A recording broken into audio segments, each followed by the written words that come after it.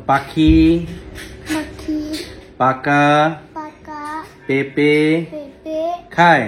খায়। তাহলে কি হলো? পাখি পাকা পেঁপে খায়। হ্যাঁ, এটাকে তুমি এখন একটু তাড়াতাড়ি বলো তো। পাখি পাকা পেঁপে খায়, একসাথে বলো। পাখি পাকা পেঁপে খায়। হ্যাঁ, আবার বলো। পাখি পাকা পেঁপে খায়। Very good. এবার বলো, জলে জলে চুন তাজা, জলে চুন তাজা, তেলে তেলে চুল তাজা। চুল তাজা। আচ্ছা, এটা একসাথে বলো। জলে চুন তাজা, তেলে চুল তাজা। জলে চুন তাজা, জলে চুল তাজা। ওকে, ভেরি গুড। তুমি তো খুব ভালো পারো।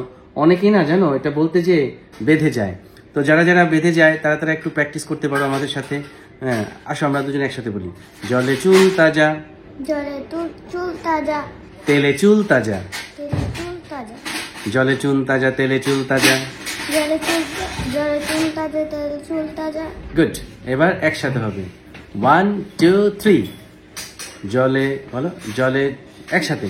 জলে চুন তাজা, জলে চুন তাজা, তেলে চুল তাজা। তেলে চুল তাজা। জলে চুন তাজা, তেলে চুল তাজা। জলে চুন তাজা, জলে চুল তাজা। আচ্ছা, গুড।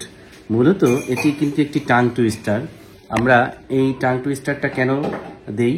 বিশেষ করে যাদের একটু জিহ্বায় জড়তা রয়েছে, এই জড়তা কাটানোর জন্য এই টাং টুইস্টার কিন্তু গুরুত্বপূর্ণ ভূমিকা পালন করে।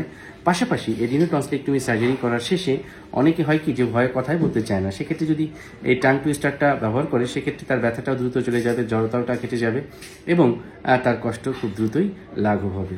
তাহলে যেহেতু আমরা এডিনোটনসিলেক্টমি একটি সার্জারি করবো, তো যাতে করে আগের থেকেই তার একটি প্র্যাকটিস থাকে, যে জন্য কিন্তু একটি প্র্যাকটিস করা হলো, তাই তো? ওকে, টাটা বাই বাই বলে দাও। Tata bye bye. Bye bye.